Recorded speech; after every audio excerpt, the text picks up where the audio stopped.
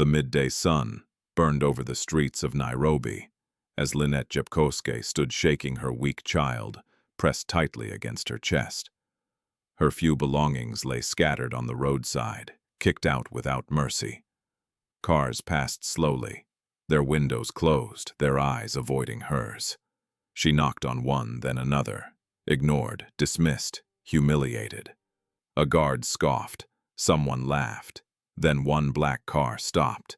The tinted window slid down just enough. Linet's voice broke. "Please, my child is dying." The man inside said nothing, just watched her. She had no idea. She was begging a billionaire. "Before we continue, where are you watching from and what time is it there?" If this story touches you, consider subscribing.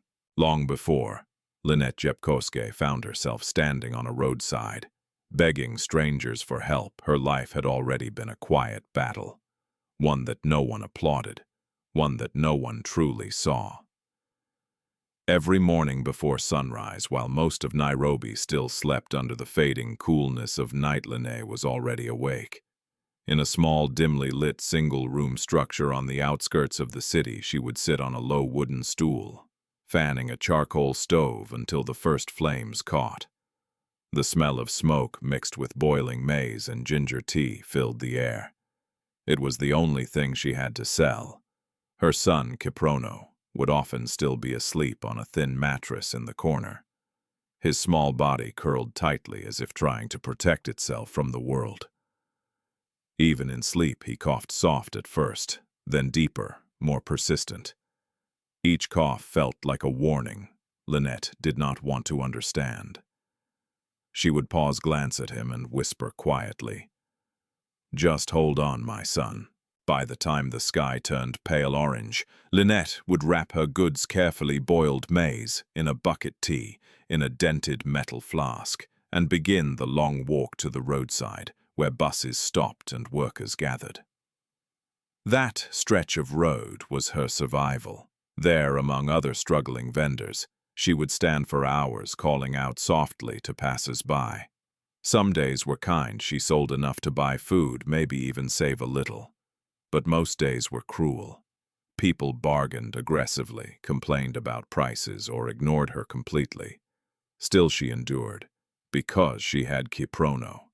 He was only 5 years old, but life had already made him quieter than most children his age. He didn't run like the others. He didn't shout or play loudly. He stayed close to his mother, watching the world with large, observant eyes. And, lately, those eyes had begun to lose their brightness. It started with a cough. At first, Linet thought it was just the cold mornings or dust from the roadside. She gave him warm water, herbal remedies passed down from neighbors, and prayed it would pass. But the cough stayed. Then came the fever. Some nights Kiprono would burn so hot that Linet would stay awake, pressing damp cloths against his forehead, whispering prayers into the darkness. "Mungu, please, not my child." But prayers did not lower the fever, and medicine required money she did not have. There were days Linet would stand outside a local clinic, staring at the entrance, calculating in her mind. The consultation fee alone could feed them for days. The tests impossible. So she turned away each time, carrying both her son and her guilt back home. Behind her struggle was a wound she never spoke about. Brian Otieno. The name still lived somewhere deep inside her, though she tried to bury it. He had been kind once, or at least he had seemed that way. A charming man with easy laughter and promises that felt real at the time. When Linet told him she was pregnant, he didn't argue, didn't shout. He simply disappeared. No explanation, no support, no return.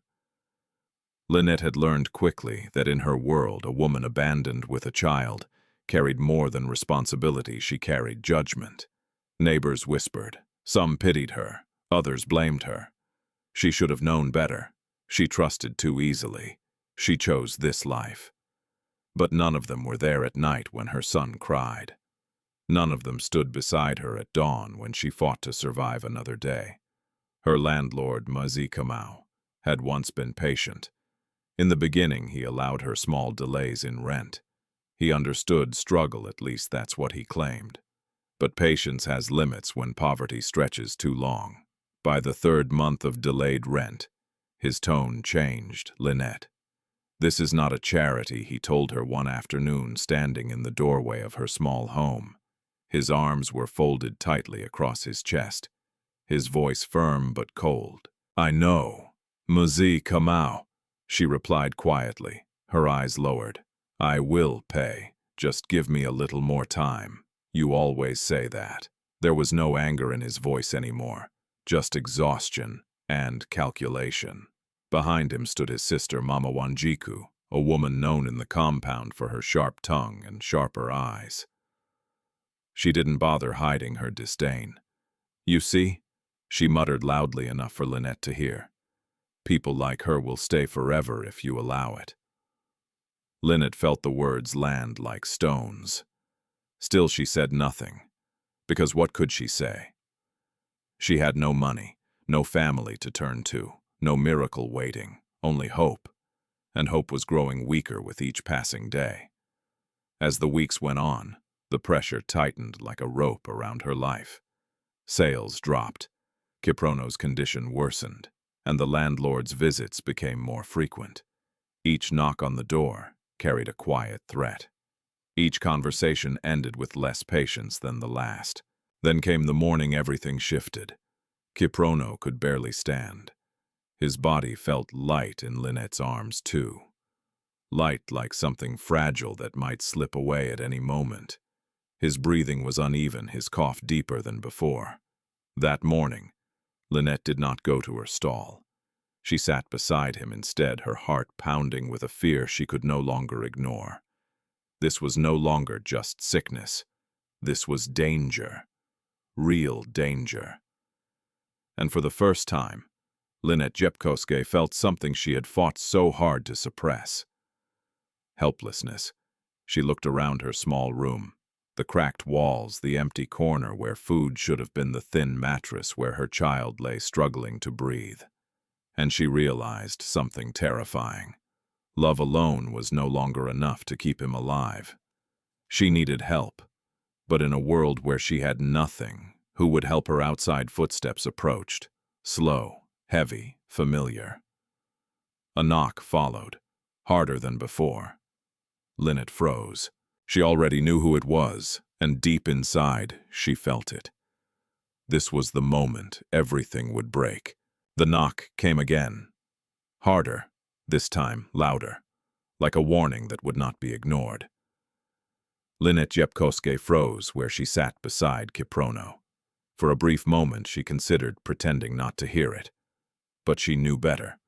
Muzi Kamau was not a man who walked away easily. Linet.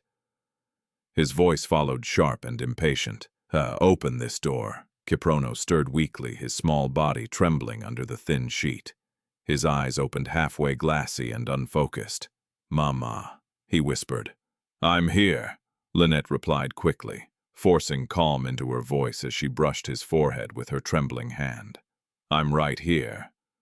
The knock came again, this time accompanied by the rattling of the metal handle. Linet stood slowly. Every movement felt heavy, like her body already knew what was about to happen and was trying to resist it. She opened the door. Muzi Kamau stood there, his face set in a firm, unmoving expression. Beside him, as always, was Mama Wanjiku, arms crossed, eyes scanning the room behind Linet, with open judgment. You didn't go to work today, Kamau said, stepping slightly forward. My son is sick, Linet answered softly. Please, just give me a little more time. I will pay you, I promise. Mama Wanjiku let out a short, mocking laugh. You have been promising for months, she said. Promises don't pay rent. Linet swallowed hard. He needs help. I was just about to find a way to take him to the clinic. And with what money? Wanjiku snapped immediately. More promises. Kamau raised his hand slightly, silencing his sister, but his eyes remained cold. Linet, he said, his voice quieter now but heavier. I have been patient. more than anyone else would be. But I cannot continue like this. I have responsibilities too. Just one more day, Linet pleaded, her voice cracking. Please, let me find something. Let me try. Kamau shook his head slowly. No more days. The words fell like a final judgment. Linet felt her chest tighten. Please, my child. But before she could finish, Mama Wanjiku stepped forward, pushing past Linet into the room. That is enough, she said sharply. You have overstayed. It's time to go. Wait, please! Linet rushed after her, panic rising in her voice. Don't do this. My son is not well. But Wanjiku was already grabbing things, lifting the small plastic basin, dragging a worn-out bag, tossing them toward the door, without care. Each item hit the ground outside with a dull thud. No, please, Linet cried, trying to stop her. Let me at least pack. You should have thought about that, before Wanjiku replied coldly. Kamau stood at the doorway, watching in silence. That silence hurt more than shouting. Linet rushed back to Kiprono, lifting him gently into her arms. His body felt hot, too hot. His breathing was shallow, uneven. Mama, he whispered again, barely audible. I'm here, she said, her voice breaking now. I'm here, my baby. Behind her, the sound of things being thrown continued. Her clothes, her cooking pot, the small mat she slept on, all of it cast outside like it had no value. Like she had no value. Neighbors began to gather. At first, just a few curious faces peeking from doorways. Then more. Slowly, a small crowd formed in the narrow compound, watching the scene unfold. Some whispered, some shook their heads. A few even stepped closer, but none stepped in. She couldn't pay. I heard she hasn't paid for months. Life is hard. Still, this is too much. Voices filled the air, but none of them reached her in any meaningful way. Linet stepped outside. Kiprono clutched tightly against her chest, just as Mama Wanjiku threw the last of her belongings onto the ground. A bucket rolled across the dusty earth, her few remaining things scattered around her feet. Kamau stepped forward and pulled the door shut behind him. Then, without looking at her, he locked it. The sound of the metal lock clicking into place echoed louder than anything else. Final, unchangeable. Linet stared at the door, her home, gone, just like that. Please, she whispered, turning back toward Kamau. Where will I go? At least let my child stay inside until he gets better. Kamau avoided her eyes. I am sorry, he said, though his tone carried no warmth. I have done enough. Enough, Linet repeated, disbelief shaking her voice. He is sick. That is not my responsibility, Mama Wanjiku cut in sharply. You should have planned your life better. The words struck like a slap. Linet opened her mouth to respond, but nothing came out. Because what defense did she have? None that would matter here. None that would change anything. She looked down at Kiprono. His head rested against her shoulder. His body limp, his breath weak. Fear surged through her chest, stronger now, louder than humiliation. This was no longer about pride. This was survival. She bent slowly, trying to gather what she could with one hand while holding him with the other. It was impossible. Things slipped, fell, rolled away. A young girl from the crowd hesitated, then stepped forward to pick up one of the scattered items. But her mother quickly pulled her back. Leave it, she whispered. Don't get involved. And just like that, the small moment of kindness disappeared. Linet stopped trying to gather everything. She didn't have time. She couldn't carry it all, and none of it mattered more than the child in her arms. She adjusted Kiprono gently, securing him closer to her chest. Then she stood. For a moment she looked around, at the people watching, at the door that had been hers, at the life that had just been taken from her. No one moved, no one spoke. It was as if she had already disappeared in their eyes. So she turned, and began to walk. Barefoot, slow at first, then faster, not knowing where she was going, only knowing she had to move. The sun was high now, burning against her skin. The ground was hot beneath her feet, but she kept walking, through narrow alleys, past roadside stalls, across busy streets filled with noise and movement that felt distant, unreal. Her arms began to ache, her legs trembled, her throat dried. Still she walked, because stopping meant thinking, and thinking meant breaking. Kiprono coughed weakly against her shoulder. The sound was deeper now, heavier, more dangerous. Linet's heart raced. "No, no, no," she whispered under her breath, her steps quickening. "Stay with me. Please stay with me." She looked around desperately. People everywhere. Cars, shops, life moving as if nothing was wrong, as if her world was not collapsing. She stopped one man. "Please," she said, her voice shaking. "Do you know where I can find help? My child, he is very sick." The man barely glanced at her before shaking his head and walking away. She tried another, and another. Some ignored her. Some waved her off. Some didn't even slow down.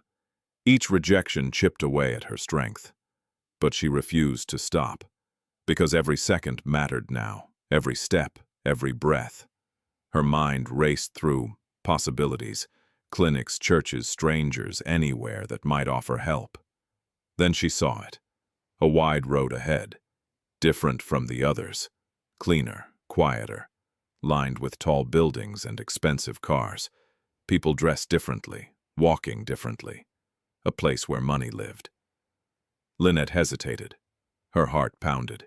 She knew she didn't belong there. She could already imagine the looks, the rejection, the humiliation. But then Kiprono shifted weakly in her arms. And that was enough. She stepped forward, into a world that was not hers, not knowing that this decision was about to change everything. The road ahead felt different the moment Linet Jepkosgei stepped onto it. The air itself seemed heavier, less dust, more silence. The chaotic noise of the crowded streets behind her faded into something distant, almost unreal. Here, everything moved in controlled order. Cars glided instead of rushed. People walked with purpose, their clothes clean, their faces untouched by the kind of struggle Linet carried in her bones. She tightened her grip on Kiprono. His body felt even lighter now. Too light. His head rolled slightly against her shoulder, his breath shallow, uneven. Fear rose sharply in her chest. "Stay with me," she whispered, her lips trembling as she pressed her cheek against his burning forehead. "Please, just stay with me." Ahead of her, a line of sleek cars stood waiting near the entrance of a tall glass building. Security guards stood at the gate, their posture stiff, their eyes alert. This was not her world. She knew it. Every instinct told her to turn back, but she didn't, because behind her was nothing, and in her arms was everything. Linet walked slowly toward the line of cars. Each step felt heavier than the last. As she approached, she began to feel it, the weight of eyes. People noticed her, the barefoot woman, the worn dress, the child clinging weakly to her chest. A guard stepped forward almost immediately.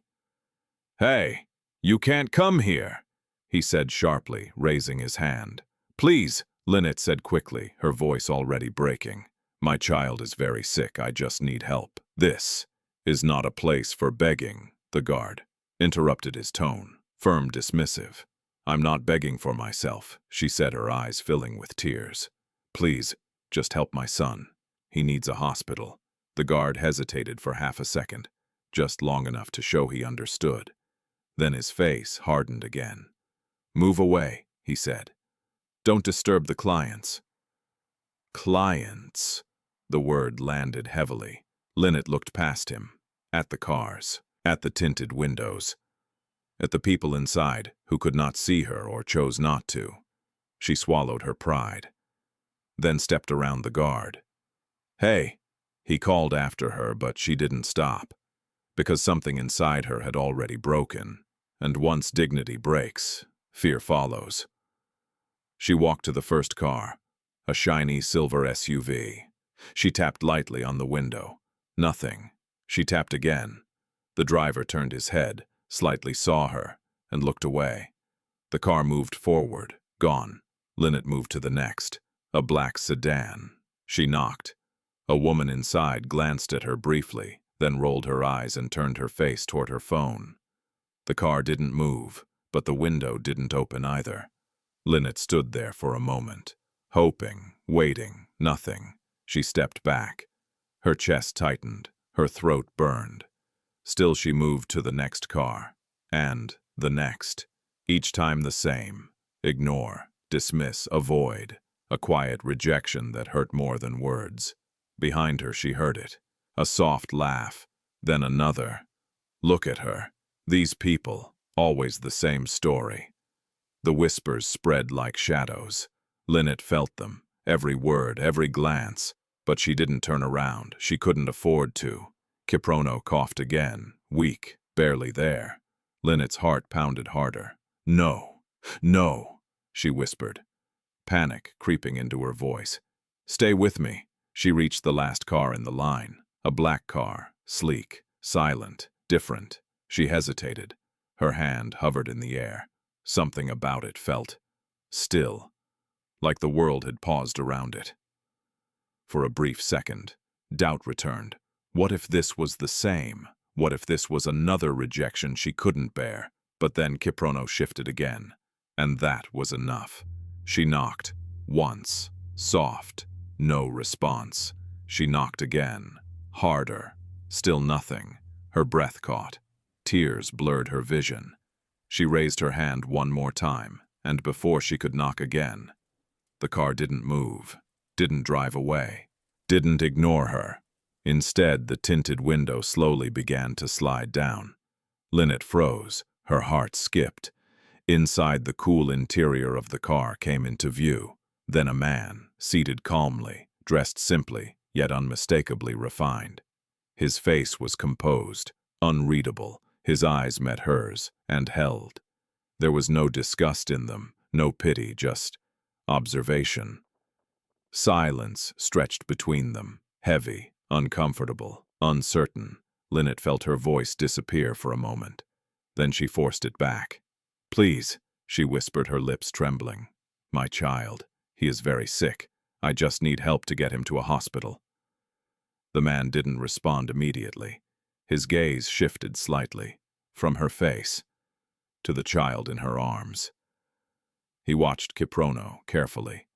The weak breathing, the limp body, the barely conscious state. Something changed. Not visibly, but something moved behind his eyes. Inside the car, the driver glanced back. Sir, he asked quietly. The man raised his hand slightly, silencing him. Then he looked back at Linet. You've been turned away already, he said finally. His voice was calm, measured, not harsh, but not soft either. Linet nodded slowly. Yes, why didn't you stop? The question caught her off guard.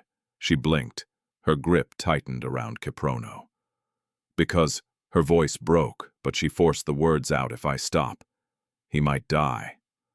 The words hung in the air, raw, honest, unfiltered. For a moment, nothing moved. Not the cars, not the people, not even the wind. Then the man leaned back slightly.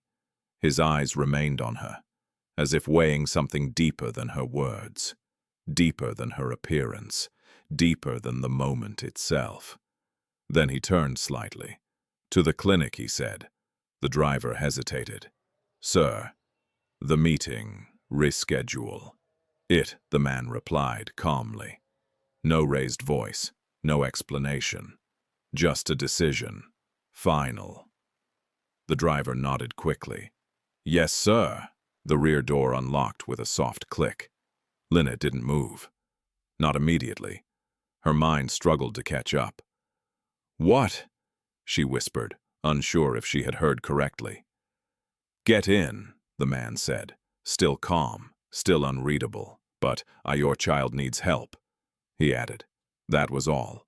No conditions, no questions, no judgment, just that. Linet hesitated for one final second. Then she opened the door and stepped inside. The cool air hit her skin, a sharp contrast to the heat outside. She held Kiprono closer, settling carefully into the seat. The door closed behind her. The world outside disappeared. As the car began to move, Linet looked down at her son, then back at the man. "Thank you," she whispered. Her voice carried everything: fear, relief, exhaustion, hope. The man gave a small nod. Nothing more. He turned his gaze forward, silent again. But this time, the silence felt different, because Linet Jepkosgei had no idea that the man sitting beside her, Daniel Mwangi, was not just a stranger. He was one of the most powerful billionaires in Kenya, and this moment, this single decision, was about to change both of their lives forever. The car moved smoothly through the city, cutting past traffic with a quiet authority that Linet Jepkosgei did not fully understand. To her, it was just movement, just hope. She barely noticed the roads they passed, the buildings that rose around them, or the way other vehicles seemed to give way without resistance. Her entire world had narrowed down to one thing: the fragile boy in her arms. "Kiprono, stay with me," she whispered, her voice trembling as she brushed his damp forehead. His skin burned beneath her touch, and his breathing came in uneven, shallow waves. Across from her, Daniel Mwangi sat in composed silence, watching without making it obvious. He had seen desperation before, many times, but something about this felt different. It wasn't loud, it wasn't dramatic, it was quiet, and somehow that made it heavier.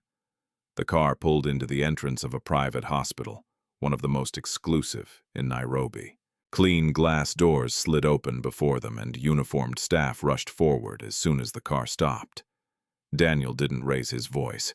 He didn't need to. "Get a doctor," now he said calmly. That was enough. Within seconds, a stretcher appeared. Two nurses approached quickly, their expressions shifting the moment they saw Kiprono.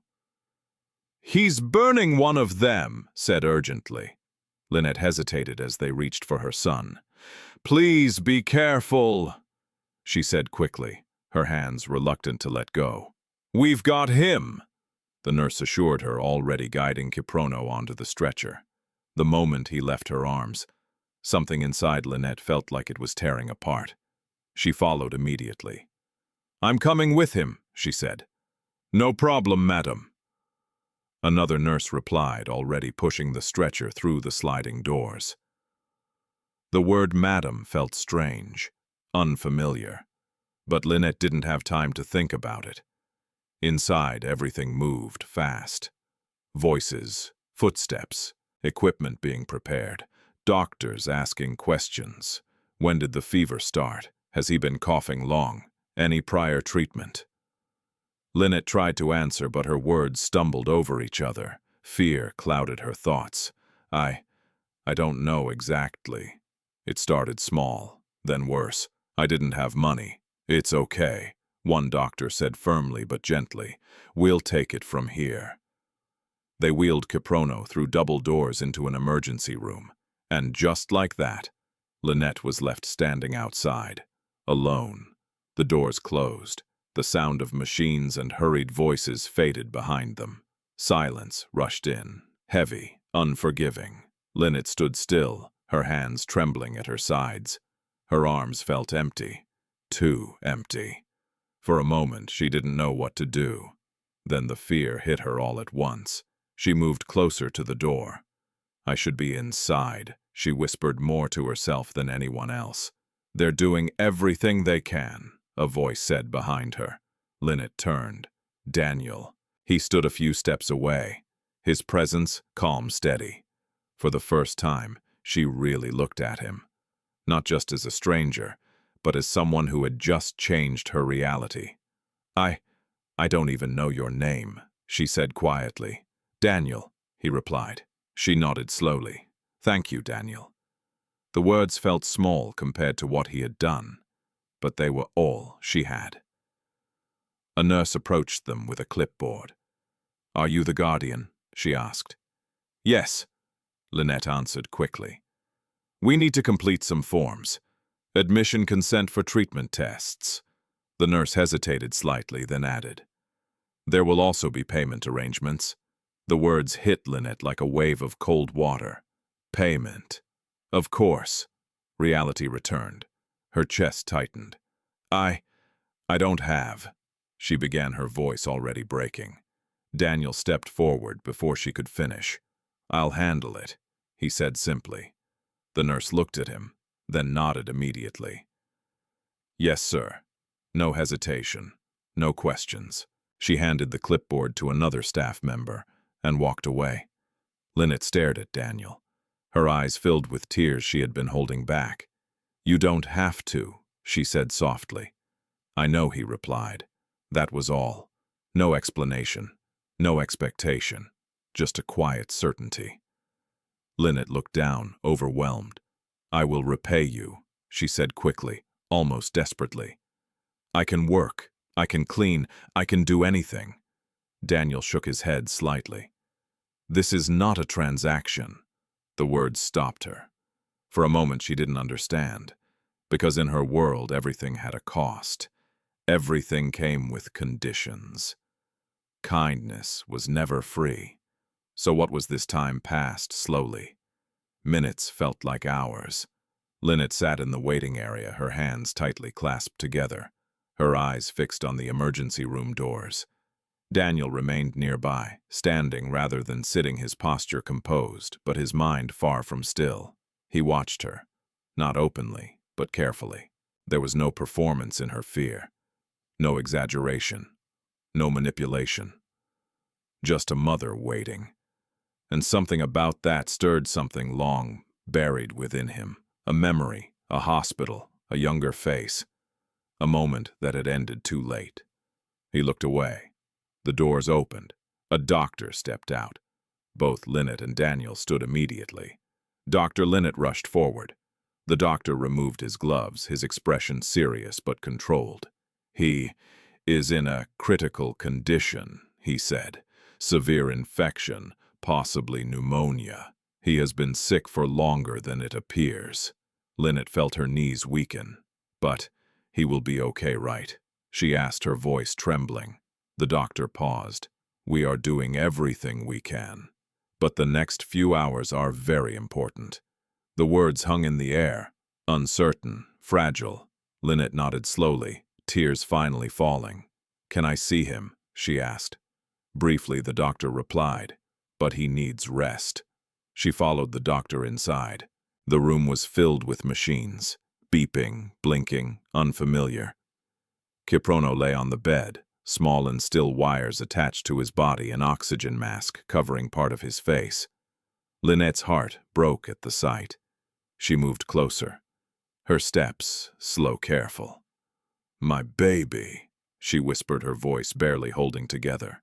She reached for his hand. It was warm, but weak. I'm here, she said softly. I'm not going anywhere. His fingers twitched slightly, a small response. But enough. Tears streamed down her face as she leaned closer, resting her forehead gently against his hand. Behind the glass, Daniel stood watching, silent, still. But something inside him shifted again. Not dramatically, not visibly, but deeply. Because this moment, this quiet, fragile fight between life and loss, felt familiar. Too familiar. And for the first time in a long time. Daniel Mwangi did not feel like a man in control. He felt like someone standing at the edge of something he could not predict. Hours later, the doctors stabilized Kiprono for now. Temporary, uncertain, but enough to breathe again. Linet stepped out of the room, exhausted emotionally, drained. Daniel was still there. He hadn't left. He's still fighting, she said quietly. Daniel nodded. That's good. There was a pause. Then Linet looked at him again, her voice softer now. We don't have a place to go after this, she admitted. The words were heavy, honest, unavoidable. Daniel didn't respond immediately, but in that silence, a decision was forming, one that went beyond money, beyond help, something more complicated, something he wasn't used to. And as Linet stood there, tired, vulnerable, yet still holding on to strength, Daniel realized something unexpected. Helping her once would not be enough. The hospital discharged Kiprono 3 days later, not because he was fully recovered, but because he was stable enough to continue treatment outside the emergency ward. The fever had reduced his breathing less strained, but the doctors made it clear this was only the beginning. He needs continued medication, regular checkups, and proper rest, the doctor explained, flipping through the report. If his condition worsens again, bring him back immediately. Linet Jepkosgei nodded, holding the paper carefully as if it were something fragile and sacred. I understand, she said softly, but inside, she didn't. Because where would she take him? Back to the street, back to nowhere. She stepped out of the hospital room, slowly, Kiprono wrapped gently against her chest. He was awake now, though, weak, his eyes half open, observing the world with quiet confusion. Mama, he murmured. I'm here, Linet whispered, kissing his forehead. The corridor outside felt too bright, too clean, too temporary. She paused. Her steps slowed. Reality was catching up again. Behind her, a familiar voice spoke. Have they discharged him? Linet turned.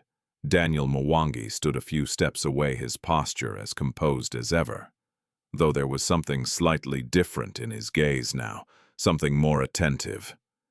Yes, Linet replied. They said he is better, but he still needs care. Daniel nodded. And where will you go? The question was simple, but it carried weight. Linet hesitated. Her fingers tightened slightly around Kiprono. I will find somewhere, she said, though her voice lacked certainty.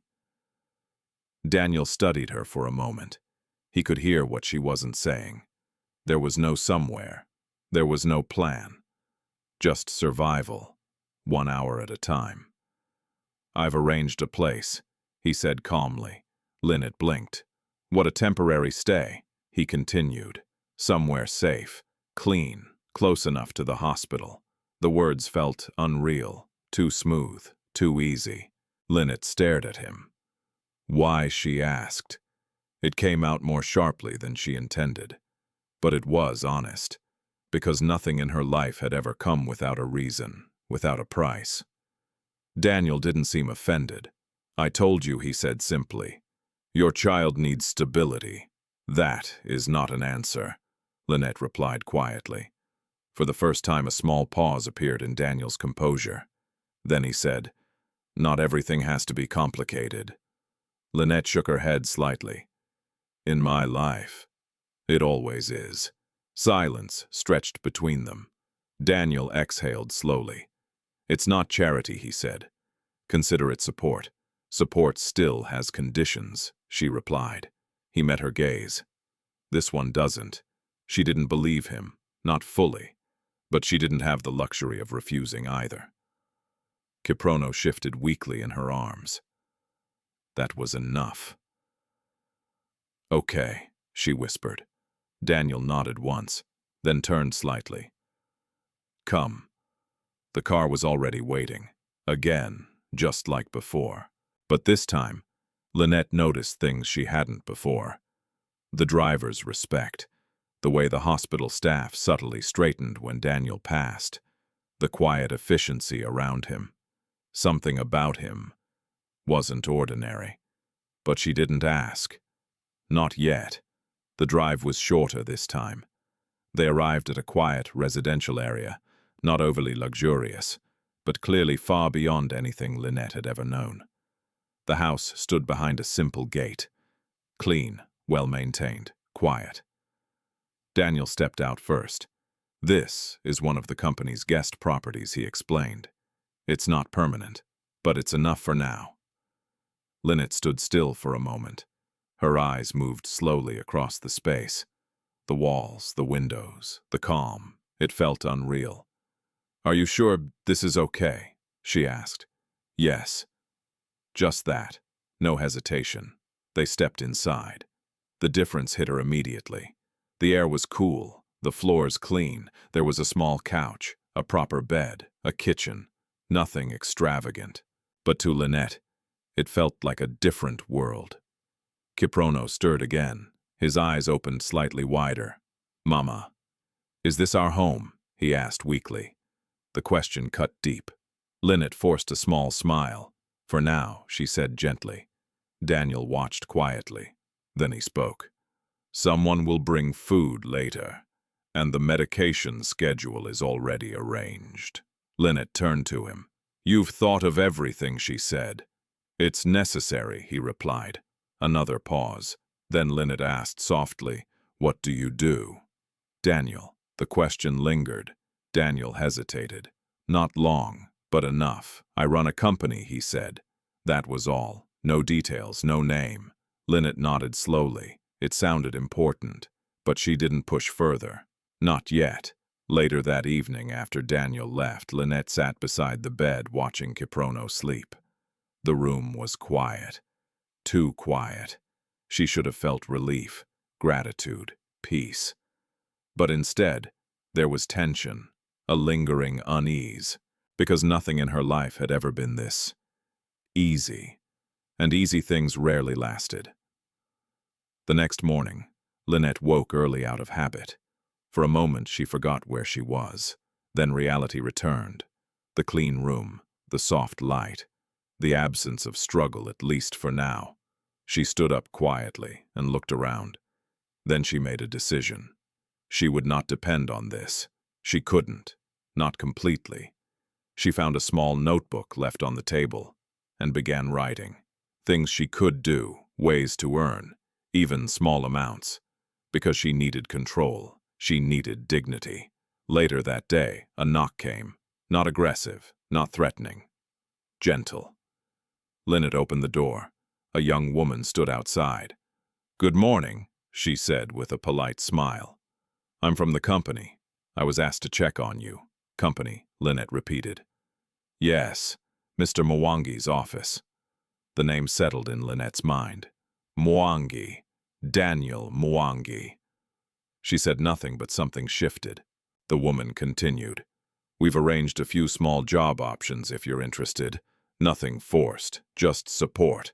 Linet nodded slowly. "I am interested." "Good," the woman smiled. "We'll talk about it." Inside, Kiprono coughed softly. Linet turned immediately. "I'll come back," she said.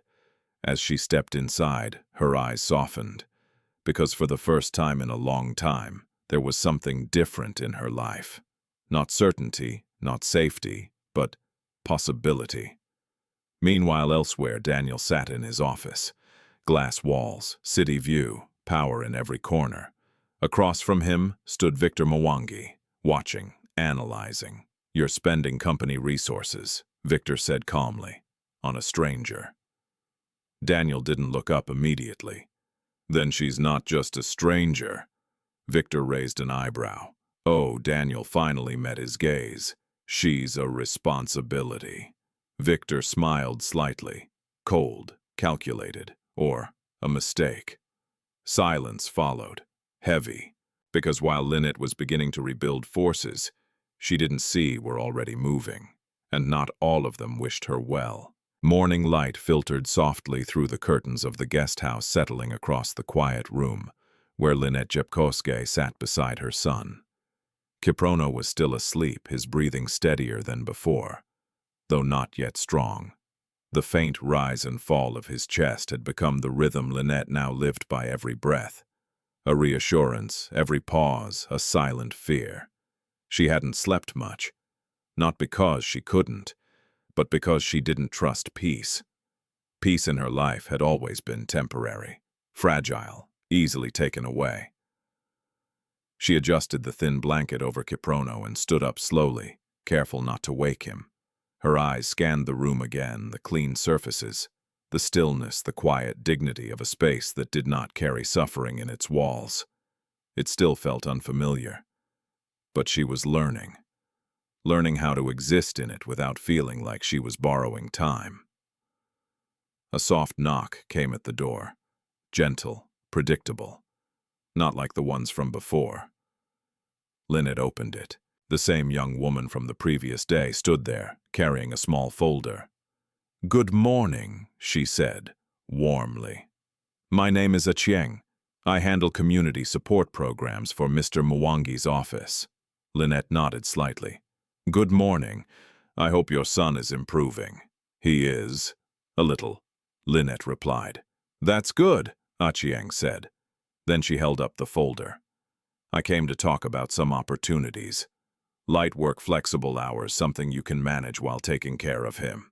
Linet stepped aside. "Please come in."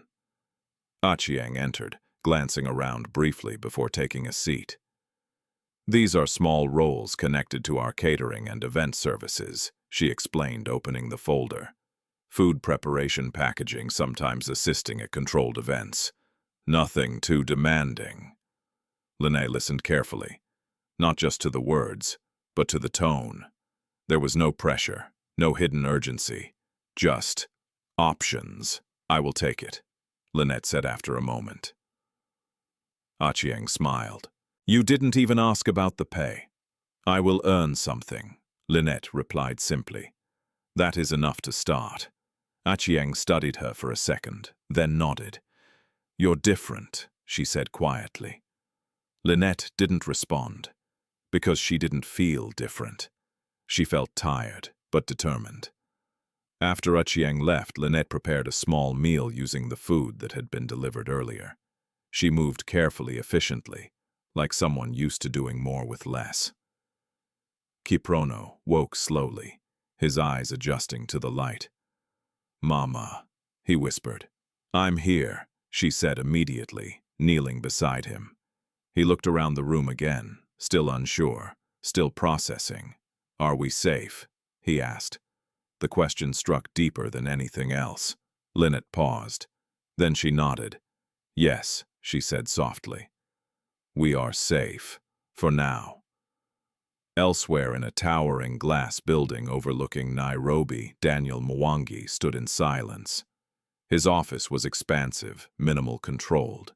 Everything in its place, everything predictable. Except his thoughts. He stood near the window, his gaze fixed on the city below, but his mind was somewhere else. A hospital room, a fragile child, a woman who refused to beg for herself. It didn't fit into his world, and yet it had entered it. Behind him, the door opened without a knock. Victor Mwangi stepped in, confident, composed, calculated. "You've been distracted," Victor said, casually adjusting his cufflinks as he walked further into the room. Daniel didn't turn. "Have I?" "Yes," Victor replied, "and it's noticeable." Daniel finally faced him. "What do you want?" Victor smiled slightly. "I want to understand why company resources are being used to support a woman no one knows." "She's not no one," Daniel said calmly. Victor tilted his head. "Oh, then who is she?" Daniel didn't answer immediately, because the truth was, he didn't fully know, and that was unusual for him. "She's someone who needed help," Daniel said finally. Victor laughed softly. "You've passed thousands of people who needed help. That doesn't mean I ignored all of them." "No," Victor agreed, "but you never brought them into your system. You never made them part of your world." Daniel's gaze hardened slightly. "She's not part of my world. Then why does it look like she is?" Victor asked, his tone sharpening just enough. Silence followed. Victor stepped closer. "Do you know what people are already saying?" he continued. "Staff, management, even partners." Daniel said nothing. "They think she's more than just someone you helped," Victor added. "They think she's strategic." Daniel's expression didn't change, but something inside him shifted. Strategic, he repeated. Yes, Victor said. A woman appears at your lowest emotional trigger, sick child desperation timing, and suddenly she has access to housing resources and internal programs. Daniel's voice dropped slightly. You think she planned this? Victor shrugged. I think people do what they must to survive. The implication hung heavily in the air. Daniel walked past him slowly. Careful, Victor, he said. Assumptions say more about you than they do about her. Victor smiled again, unaffected. Maybe, he said, or maybe I'm just protecting what belongs to this family. Daniel stopped, then turned. This company is not yours to protect alone. No, Victor replied. But I understand risk better than you do. Their eyes locked. Two different philosophies, two different worlds, same power, different intentions. Back at the guest house, Linet prepared to leave for her first day of work. She adjusted her dress, making sure it was as clean as possible despite its wear. She tied her hair neatly, then turned to Kiprono. You will rest, she said gently. I won't be long. Don't go far, he whispered. I won't. She hesitated for a moment, then added softly, we are going to be okay. The words felt fragile, but she needed them to be true. As she stepped out, closing the door quietly behind her, Linet didn't know that her life was already being discussed, analyzed, questioned, doubted by people with power she had never seen, people who could shape outcomes without ever meeting her. And as she walked toward the road, ready to work, ready to rebuild, she carried hope. But somewhere else, suspicion was growing, and it was only a matter of time before those two forces collided. The first morning, Linet Jepkosgei reported to work. The sky above Nairobi was clear, the kind of brightness that made everything feel possible, if only for a moment. She arrived early, too early. Old habits, survival habits. Because in her world, being late meant losing opportunities, and losing opportunities meant losing everything. The catering facility stood behind a modest compound, not as grand as the buildings Daniel Mwangi worked in, but clean, organized, and alive with quiet movement. Women and men moved in and out of the kitchen space, carrying trays, stirring pots, preparing ingredients for the day's orders. Linet paused at the entrance. For a brief second, doubt crept in. Would they accept her? Would they look at her the way others had? But then she stepped inside, because she had already faced worse. Achieng spotted her almost immediately. You're early, she said with a small smile. I didn't want to miss anything, Linet replied. That's good, Achieng nodded. Come, I'll introduce you. Inside, the kitchen buzzed with activity, chopping, boiling, laughter, mixed with the rhythm of work. The air carried the scent of spices, oil, and something warm that felt almost like comfort. Everyone, Achieng called out. This is Linet. She'll be helping with the preparation and packaging. A few heads turned. Some nodded politely. Others simply continued working. No one laughed. No one whispered. And, for Linet, that alone felt like a gift. She was assigned to work beside a woman named Mama Atieno, an older cook with experienced hands and sharp but kind eyes. You've done this before, Mama Atieno asked, handing her a knife and a basket of vegetables. Not like this, Linet admitted, but I learned quickly. Mama Atieno watched her for a moment, then nodded. Good. We don't need perfection. We need effort. Linet got to work. At first, her hands moved cautiously, adjusting to the rhythm of a structured kitchen rather than a roadside stall. But gradually, her confidence returned. Cut, sort, pack, repeat, simple tasks, but meaningful. Because this time she wasn't begging, she was earning, and that changed everything. Hours passed quickly. By midday, Linet's body was tired, but it was a good kind of tired, a productive tired, a hopeful tired. During a short break, she stepped outside, wiping her hands on her apron, breathing in the fresh air. For a moment, just a moment, she allowed herself to feel something she hadn't felt in a long time. Relief. Back at the guest house, Kiprono sat propped up against pillows, sipping warm porridge slowly. Achieng had arranged for someone to check on him during the day. He was still weak, still recovering. But his eyes were brighter now, more present. He looked at the door often, waiting. Because even in safety, a child still needs his mother. Meanwhile, in a high-end cafe across the city, Victor Mwangi sat across from Vanessa Njeri. Vanessa was the kind of woman people noticed immediately. Elegant, confident, sharp. Her presence carried intention. So she said, stirring her coffee slowly, "This is the girl." Victor nodded. Single mother, no background, no connections. Vanessa raised an eyebrow, and suddenly she's living in company property. Yes. Vanessa leaned back slightly.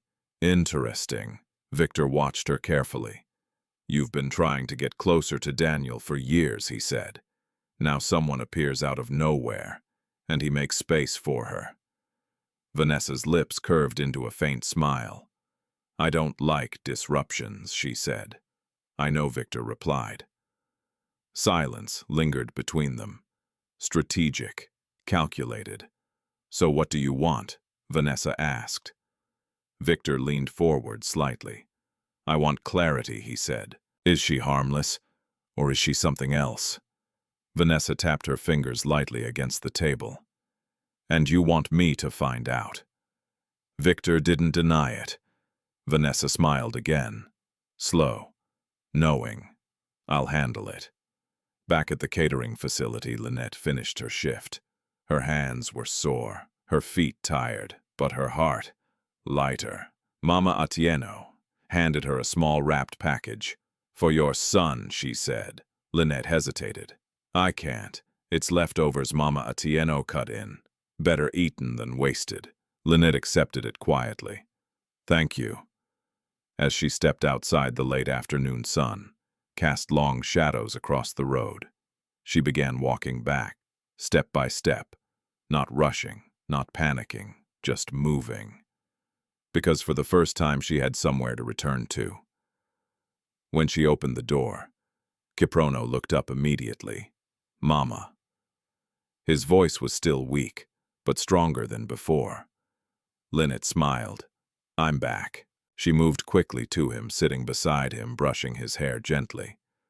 I brought you something, she said, opening the package. His eyes lit up slightly.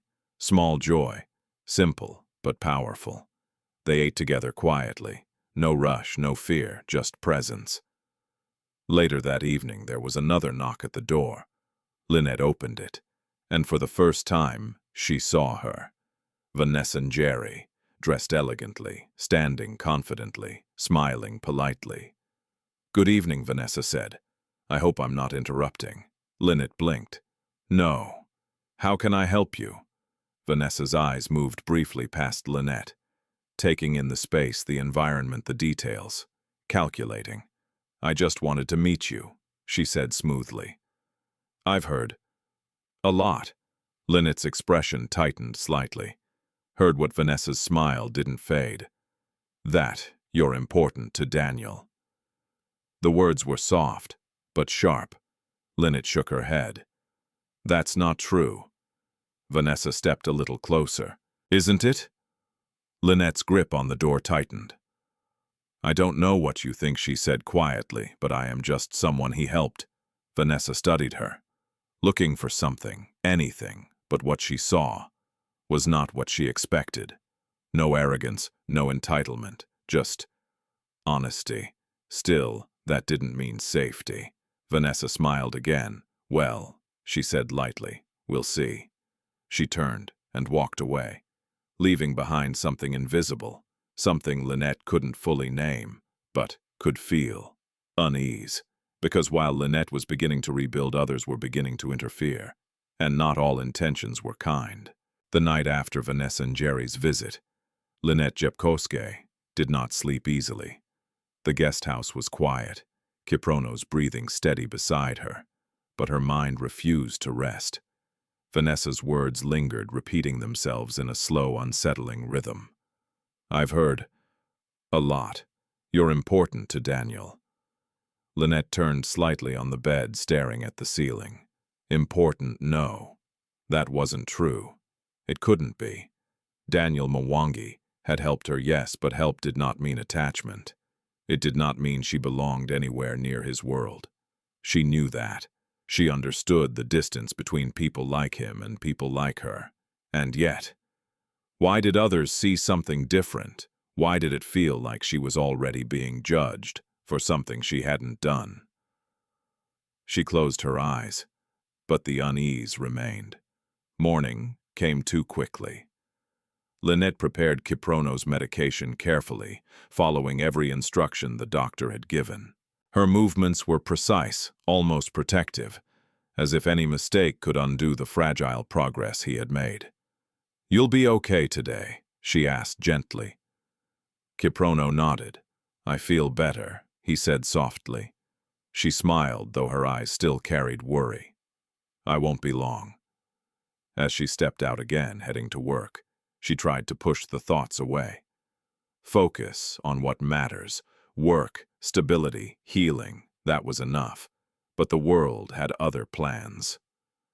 Across the city, in a crowded, less forgiving part of Nairobi, a man leaned against a wall outside a small betting shop, watching people move past with tired eyes.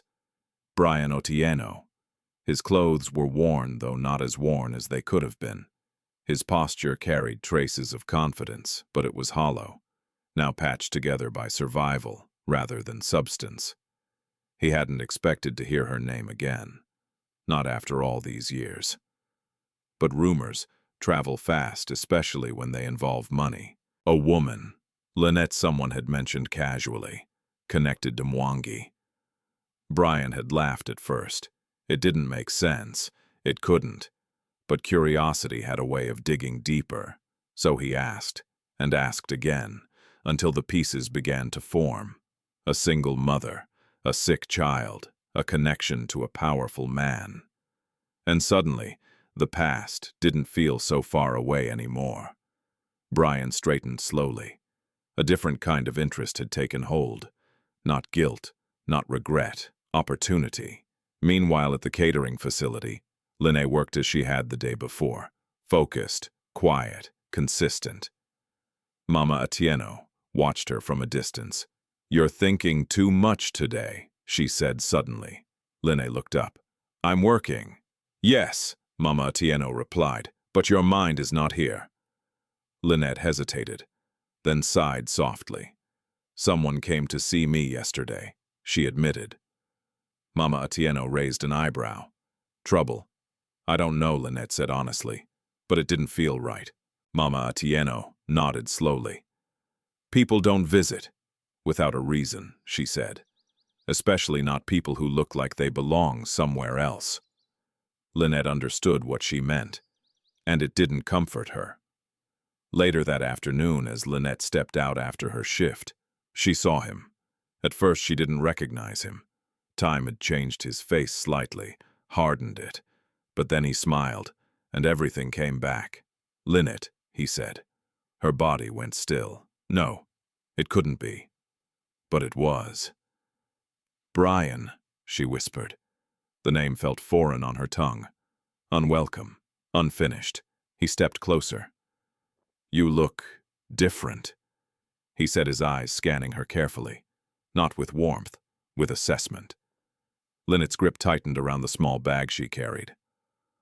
"What are you doing here?" she asked. "I came to see you," he replied easily. "After how many years?" she said, her voice sharpening. Brian shrugged. "Life happens." The simplicity of it made something inside her snap. "You left," Linet said. "You didn't even explain. You didn't even ask about your child." Brian's expression shifted slightly. Just enough to show discomfort, but not enough to show remorse. "I was young," he said. "I made mistakes." "Mistakes," Linet repeated. "You disappeared." Brian exhaled. "I know," he said, and I'm here now." The words meant nothing. Linet shook her head. "No. You don't get to come back like this." Brian's eyes flickered. "You've done well for yourself," he said, suddenly changing direction. "I've heard things." There it was, the truth behind his return. Not regret, not responsibility. Interest. "What have you heard?" Linet asked quietly. "That you're connected to someone powerful," Brian replied. "A man named Mwangi." Linet's chest tightened. "This has nothing to do with you." Brian smiled slightly. "But maybe it should," he said. "After all, we have a child together." The words landed heavy, manipulative, calculated. Linet stepped back. "No," she said firmly. "You don't get to use him now." "I'm not using anyone," Brian replied quickly. "I just want to be part of his life." "Where were you when he was sick?" Linet demanded. "Where were you when we had nothing?" Brian didn't answer, because there was no answer. Instead, he shifted again. "I can help now," he said. "I can support you." Linet almost laughed. Not out of humor, out of disbelief. "You couldn't support us then," she said. What changed? Brian's eyes hardened slightly. "You did," he said. "Your situation." The honesty was brutal, unfiltered, and finally clear. Linet felt something inside her settle. Not anger, not pain, clarity.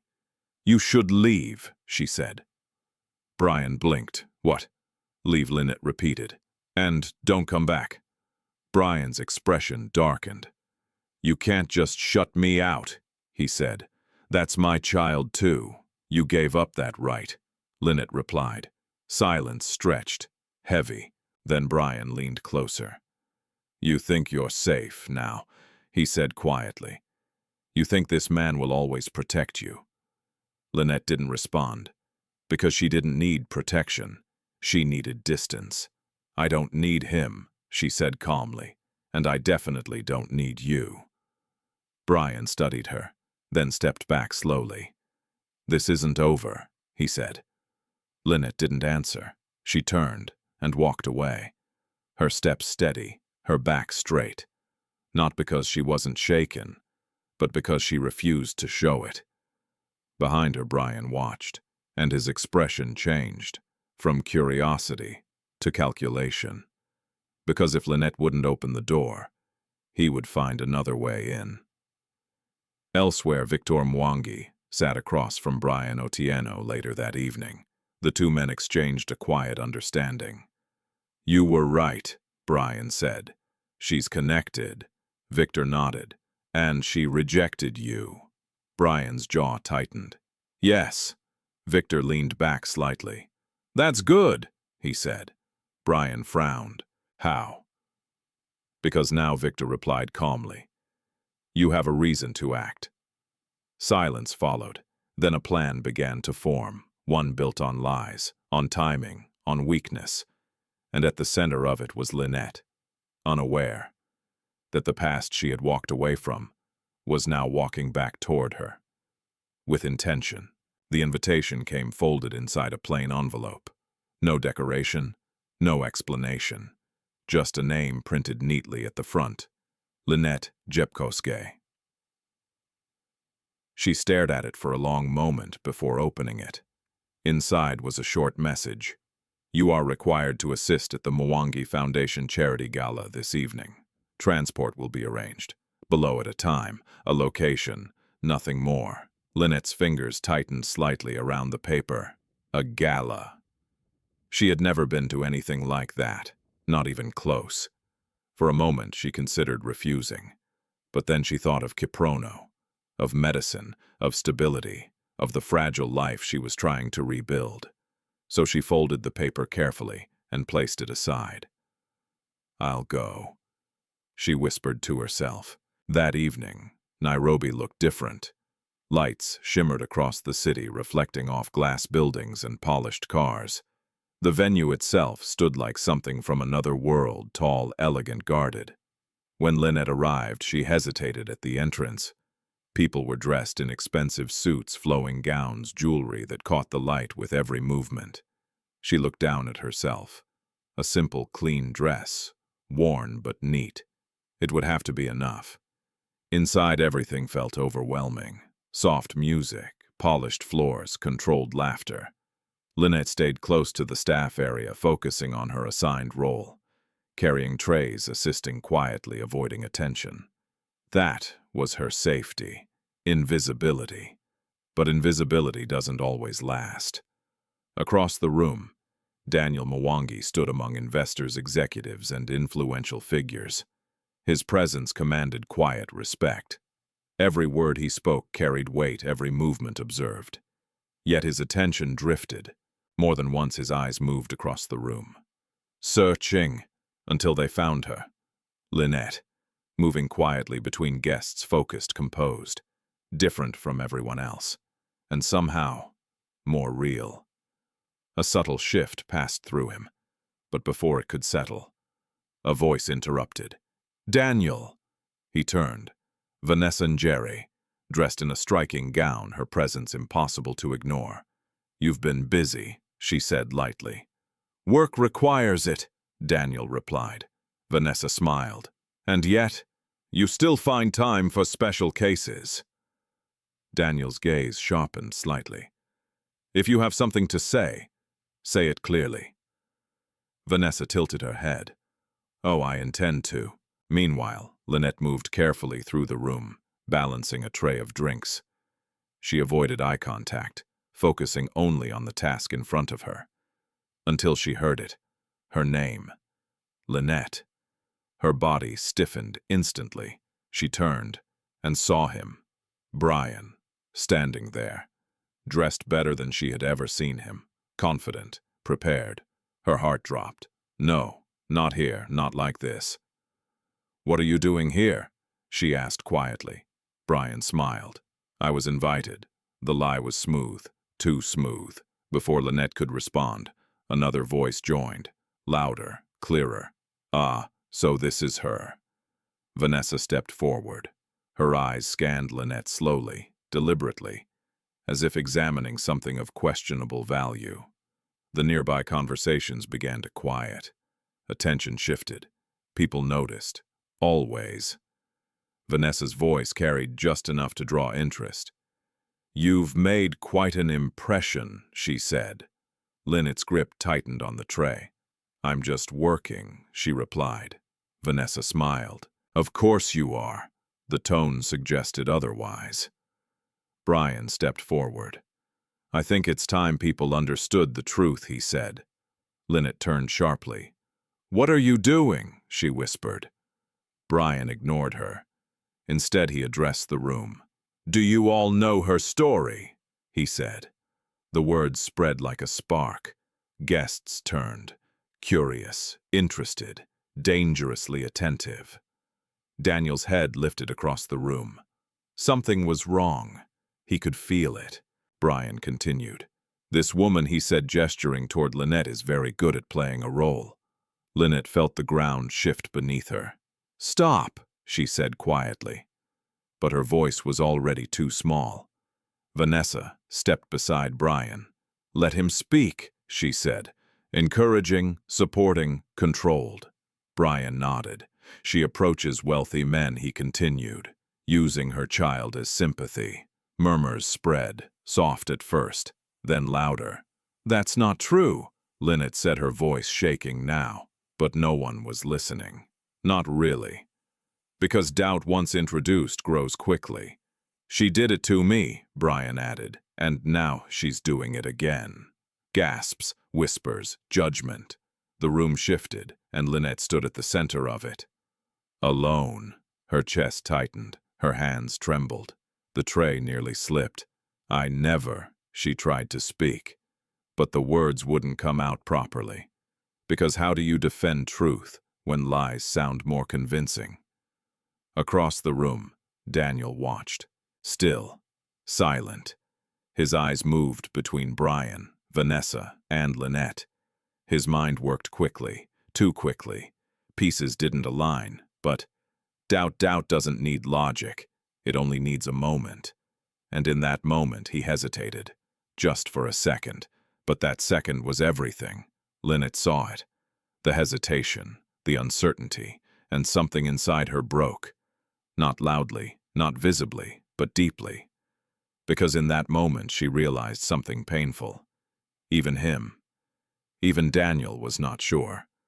Tears filled her eyes, but she didn't let them fall. Not here, not like this.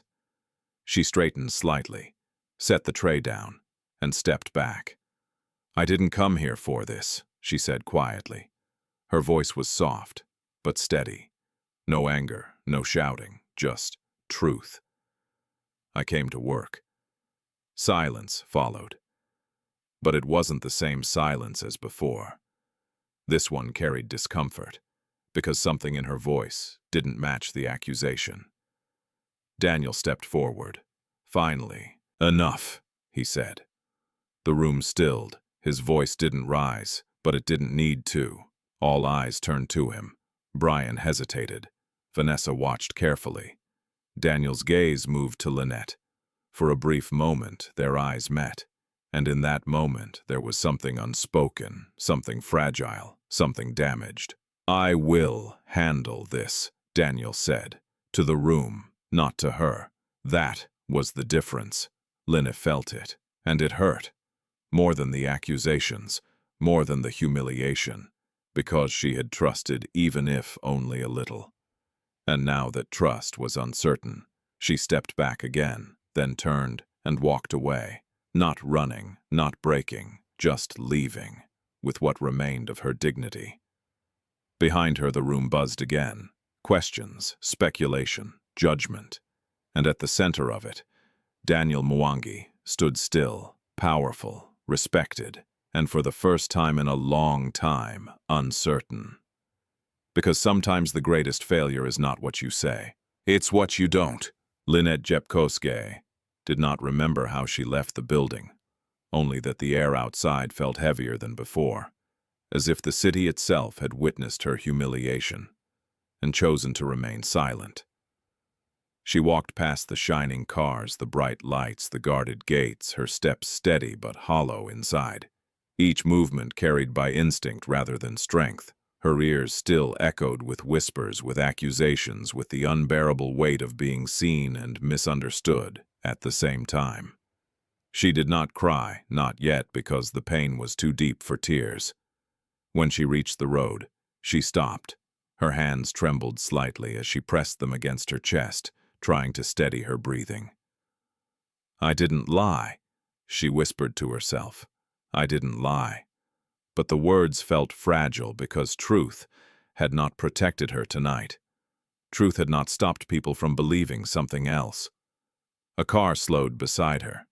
It was not Daniel's car, just another passing vehicle, another world moving without her. She stepped back and continued walking. She did not want help anymore. Not like that. Not from anyone who could look at her and still hesitate. By the time she reached the guest house, the night had deepened. The quiet inside felt different now. Less comforting, more temporary, like something she had overstayed without realizing. Kiprono was awake, propped up slightly, his small eyes searching the room until they found her. "Mama," he said softly. Linet forced a smile as she moved quickly toward him. "I'm here." He studied her face carefully. Children always noticing more than adults think. "You're sad," he said. Linet shook her head gently. "No, I'm just tired." But her voice carried something else, and he felt it. He reached out weakly, his small hand touching hers. "Don't go away," he whispered. The words broke something inside her quietly, but completely. She sat beside him and pulled him close, holding him as if the world outside could still take him away. "I won't," she said, "I promise." That night she made a decision, not loud, not dramatic, but final. She would not stay where she was not trusted.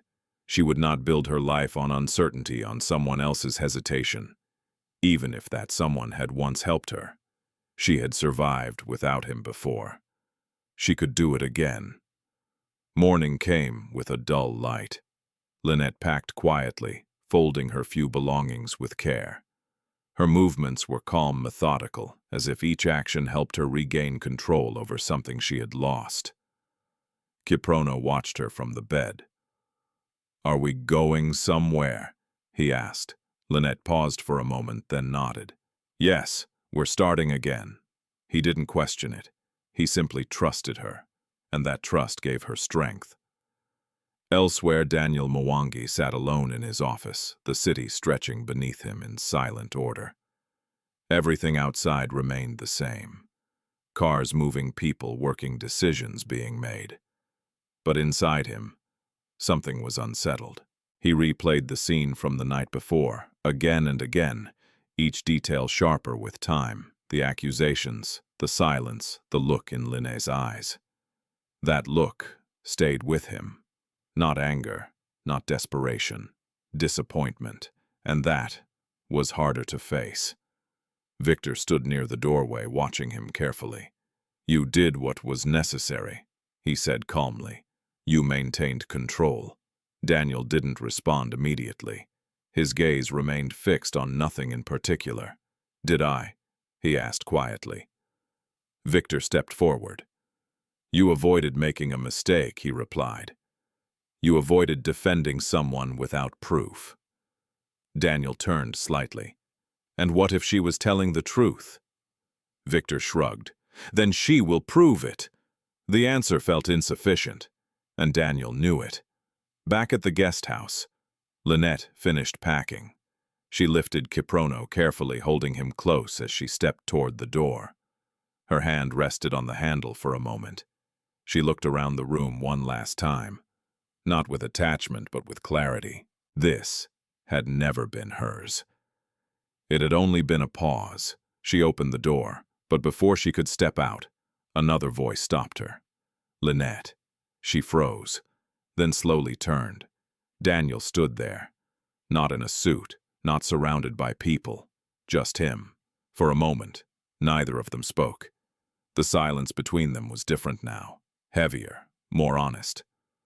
"I was looking for you," he said finally. "I'm leaving," Linet replied. "I can see that." Another pause. Daniel stepped closer, but not too close. "What happened last night?" "You hesitated," Linet said quietly. The words were not loud, but they landed with precision. Daniel stopped. "Yes," he admitted.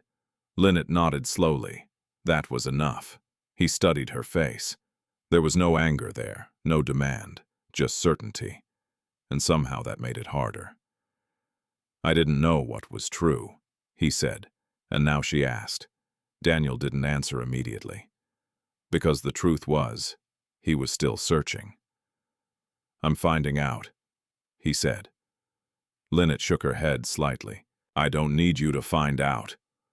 The distance between them widened, not physically but in something deeper. "I didn't come into your life to create problems," she continued, "and I won't stay where I have to prove that I deserve to exist."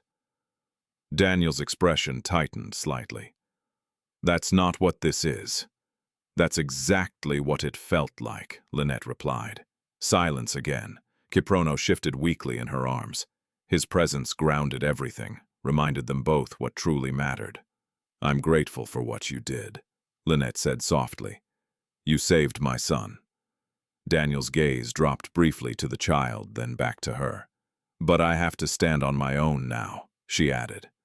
The words were final, not angry, not emotional, just decided. Daniel nodded slowly. He didn't try to stop her. Not because he didn't want to, but because he understood something important in that moment. Some forms of strength cannot be forced. Some choices must be respected. "If you need anything," he said quietly. Linet shook her head. "I needed trust," she replied. Then she turned and walked away. This time not toward desperation, but toward uncertainty she chose herself. Daniel stood still, watching her leave, feeling something unfamiliar settle inside him. Not regret alone, not guilt alone, but awareness. The kind that comes too late for the moment that needed it. And as Linet disappeared into the street, holding her son, carrying everything she had left, the distance between them became real. not measured in steps, but in something much harder to rebuild. Trust. The city did not pause for Linet Jepkosgei. It never had. By midday, the sun pressed down hard over Nairobi heat, rising from the roads, people moving quickly, life continuing without concern for the quiet battles carried in someone else's chest. Linet walked steadily, her arms wrapped around Kiprono. Her steps careful, but determined. She had left comfort behind, but she had not left strength. That mattered. It had to. She found temporary shelter in a small church compound at the edge of a crowded neighborhood. The pastor did not ask many questions, only looked at Kiprono, then at Linet, and opened the side room without hesitation. "You can stay here for a few days," he said simply. No judgment, no conditions, just space. Linet nodded, her voice soft. "Thank you." Inside the room was small, with a simple mattress and a wooden chair, but it was enough. She laid Kiprono down gently, adjusting the thin cloth beneath him. His breathing was stable, but still fragile. Everything about their life now felt like that. Fragile, temporary, but still holding. "I'm here," she whispered again, more for herself this time than for him. Outside, the world continued moving, unaware that inside that small room, a woman was trying to rebuild everything from almost nothing. Across the city, Daniel Mwangi did not return to routine. He tried. He sat in meetings, reviewed reports, signed documents, but his attention fractured again and again. The image of Linet walking away refused to leave him. Not because she was dramatic, but because she wasn't. There had been no shouting, no pleading, just truth and distance. By late afternoon, he made a decision. Not emotional, not impulsive, deliberate. "Get me everything on Victor," he told his assistant. The assistant blinked slightly. "Everything, sir." "Yes," Daniel replied. "Financial movements, communications, external partnerships." A pause. Then in Brian Otieno. The name felt heavier when spoken, because it connected everything. The assistant nodded quickly. Understood. What followed was quiet work, deep work, the kind that reveals things people assume will stay hidden. Numbers, transfers, unusual patterns, conversations that didn't align with official records. By evening, the first pieces began to surface. Daniel sat alone in his office as the files came in, his expression unreadable, but his focus sharp. Victor's accounts showed discrepancies, small at first, then larger, funds redirected, transactions masked through secondary channels. Not enough to alarm an outsider, but enough for someone who knew where to look. Daniel leaned back slightly. His jaw tightened.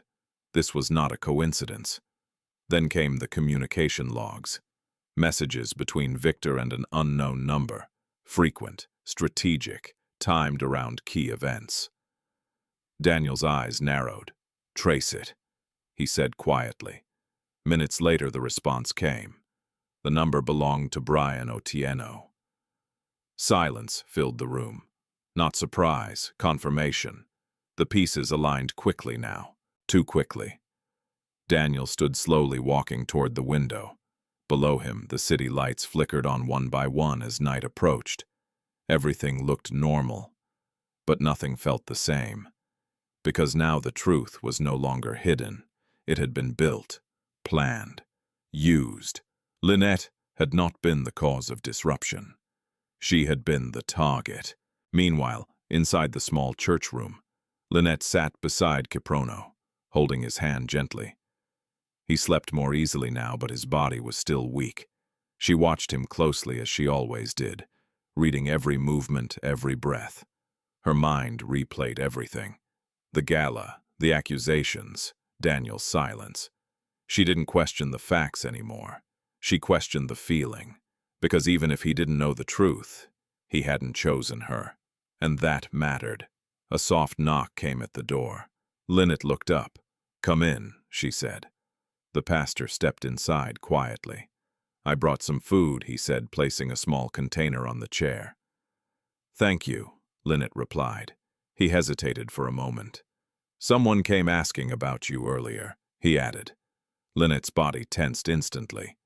"Who I didn't recognize him," the pastor said. Well-dressed, quiet, but he didn't say much. Linet's heart tightened. Daniel, or someone connected to him. "I told him you weren't here," the pastor continued. "I thought it was better." Linet nodded slowly. Yes, that was better, because she wasn't ready. Not yet. Back at the office, Daniel moved quickly now. No hesitation, no uncertainty. He called for a private meeting. Victor arrived within minutes, his expression calm, his posture confident. "You wanted to see me?" he asked. Daniel didn't offer a seat. Closed the door. Victor did. The room sealed. Silence followed. Then Daniel placed the documents on the table. "Explain this." Victor glanced down. Only briefly, but it was enough. His expression didn't change. "Business adjustments," he said. Daniel's gaze hardened. "Don't insult me." Victor looked up slowly. "I'm not." Daniel stepped closer. "These are unauthorized transfers." Victor shrugged slightly. "Reallocated resources. Hidden. Strategically managed. Stolen," Daniel said. The word landed. Heavy, direct. Victor's smile faded. "Careful," he replied. "No." Daniel said quietly. "You should have been." The air shifted. The balance changed. Victor straightened slightly. "And what does this have to do with your situation?" he asked. Daniel didn't hesitate. "Everything." He placed another file down. Messages, connections, names, Brian Otieno. Victor's silence this time lasted longer, because there was nothing left to deny. "You built this," Daniel continued. "You used him, you used her, you created a narrative." Victor exhaled slowly.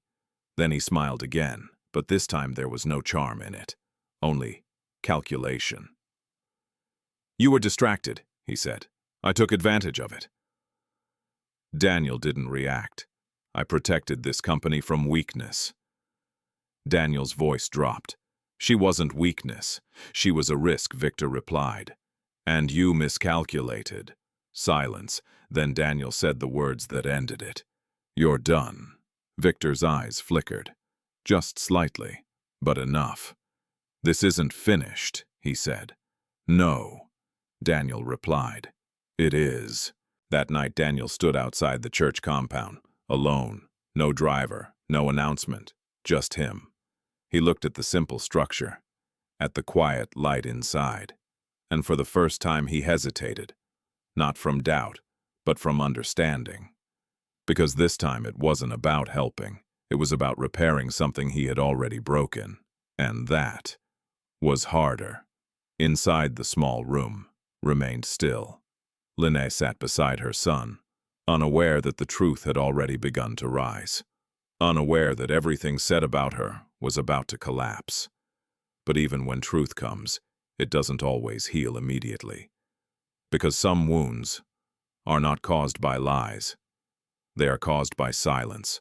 The night air around the church compound carried a quiet stillness, broken only by distant traffic and the soft rustling of leaves. Linet Jepkosgei sat beside Kiprono, watching him sleep, her fingers gently resting over his small hand. His breathing was steady now, stronger than before, and yet she did not allow herself to relax completely. She had learned that peace could disappear without warning. A soft knock came again. This time it was not the pastor. Linet didn't move immediately. She already knew. Linet Daniel Mwangi's voice came through the door. Calm, low, unhurried. Her chest tightened. For a moment she closed her eyes. Then she stood, slowly, carefully. She opened the door just enough to face him. He stood alone. No car, no driver, no authority surrounding him. Just a man. And for the first time since she had met him, he looked different, less controlled, more present. "What do you want?" Linet asked quietly. Daniel didn't step forward. "I came to speak," he said. "There's nothing left to say," she replied.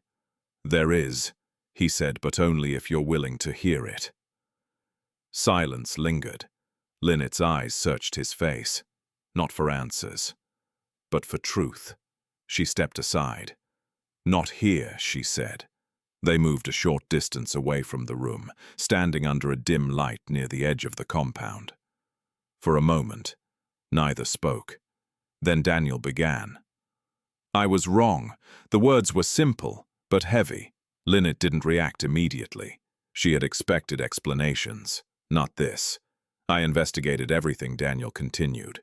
"Victor, Brian, the entire situation." Her gaze sharpened slightly, and she asked, "They planned it," he said.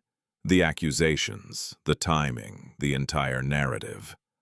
The night seemed to hold its breath. Linet's fingers tightened slightly at her sides. She had suspected, but hearing it confirmed. Felt different. "It doesn't change what happened," she said. Daniel nodded. "I know. And it doesn't change what you did," she added. Another pause. "I know that too," he replied. His honesty made it harder, because there was no argument to push against, no denial to reject, just truth, and truth can be more difficult than lies. "I came to tell you this myself," Daniel said. "Not through someone else, not in a report, not in a meeting." "Why?" Linet asked. "Because you deserved that," he answered. The words settled between them. Linet looked away briefly, then back at him. "And now?" she asked. Daniel hesitated, not because he didn't know, but because the answer mattered. "Now I want to make it right." Linet let out a quiet breath. "Right," she repeated. "You were publicly humiliated," Daniel said.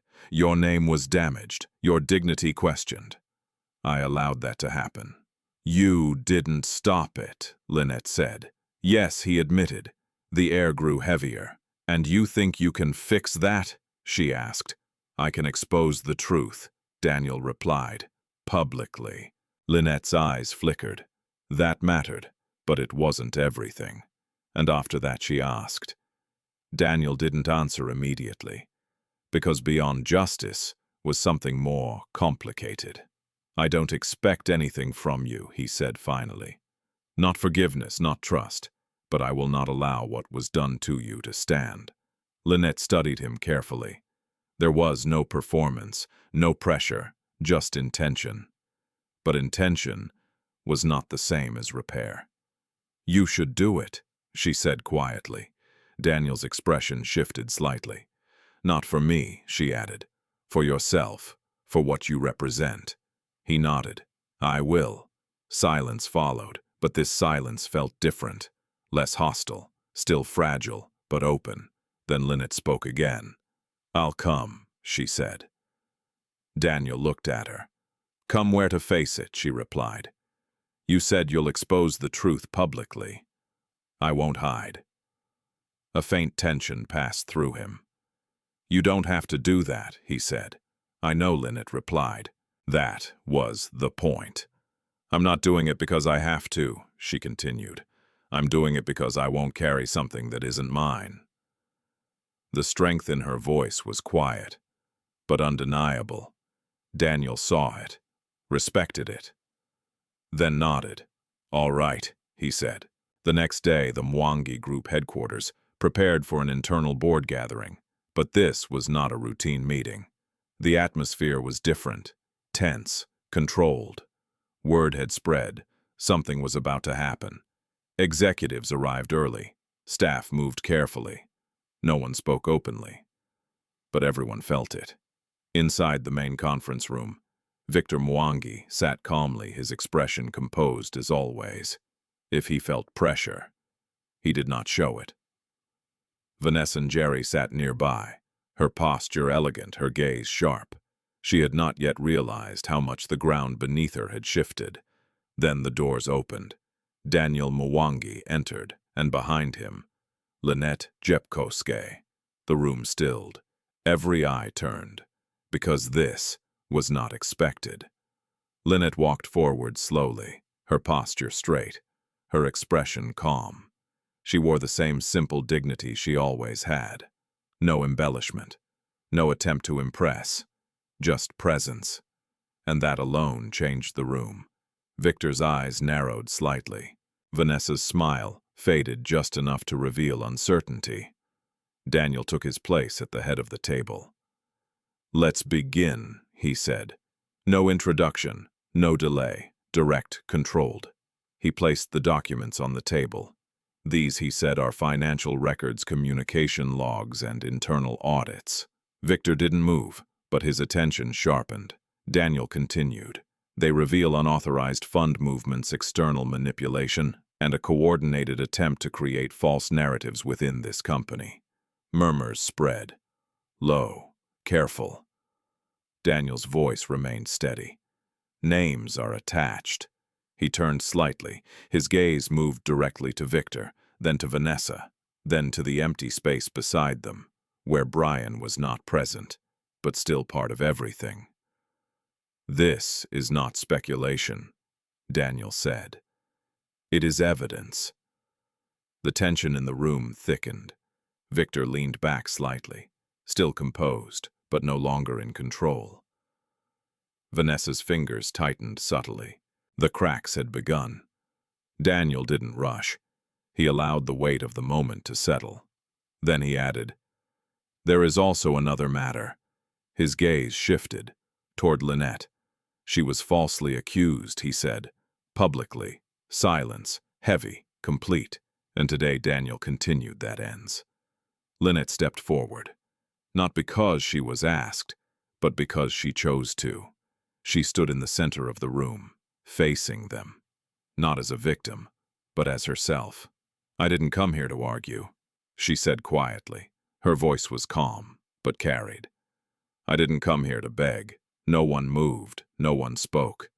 "I came because I won't carry a lie," she continued. Her eyes moved across the room, meeting faces, holding them. "You can believe what you want," she said. "But I know who I am, and I know what I didn't do." The simplicity of it cut deeper than defense. Because truth doesn't always need explanation. Sometimes it only needs to stand. And in that moment, Linet Jepkosgei did. The room held its breath. No one moved.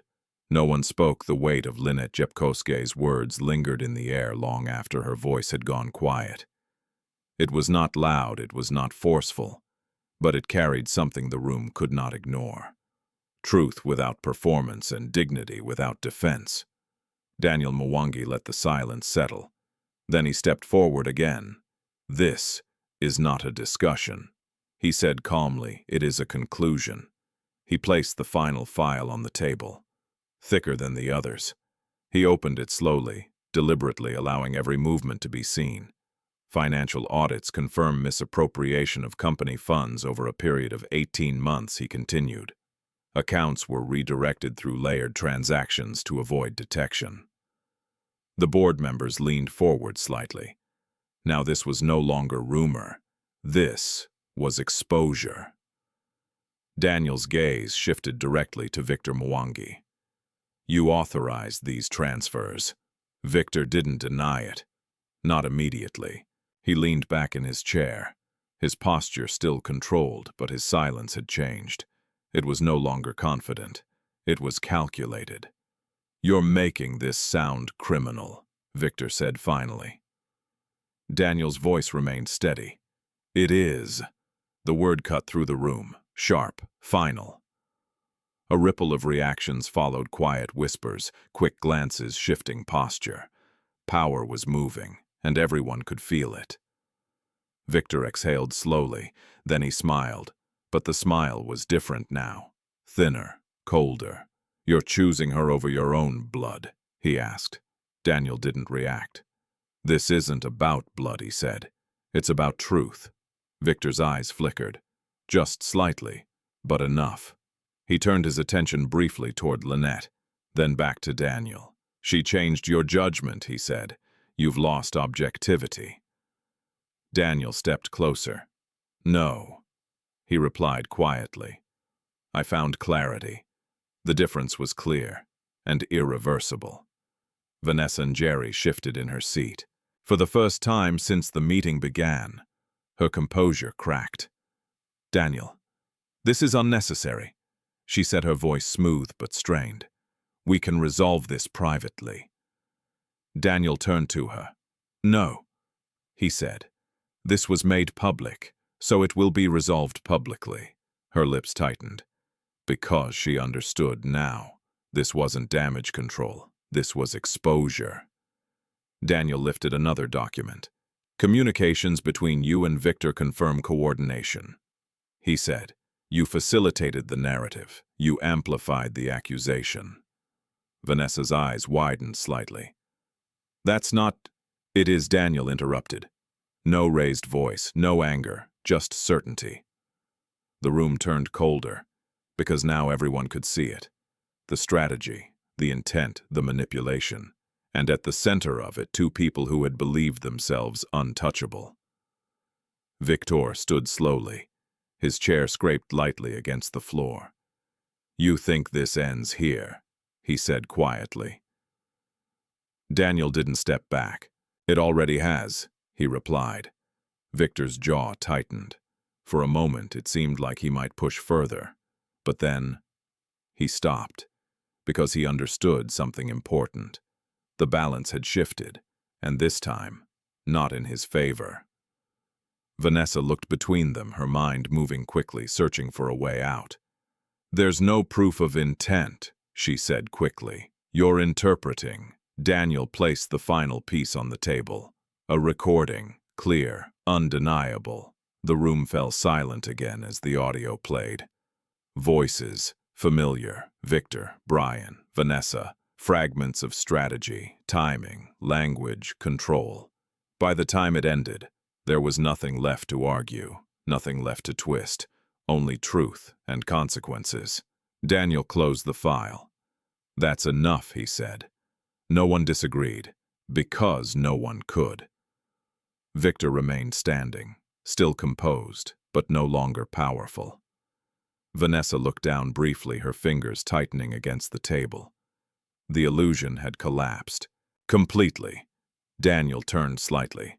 To the board, he said, "Immediate suspension, full investigation, and legal proceedings will begin today." A pause. Then agreement. Quiet, reluctant, but firm. Because at this level, survival follows truth, not loyalty. Victor let out a slow breath, then gave a small nod. Not in acceptance, but in acknowledgement. "You've made your move," he said.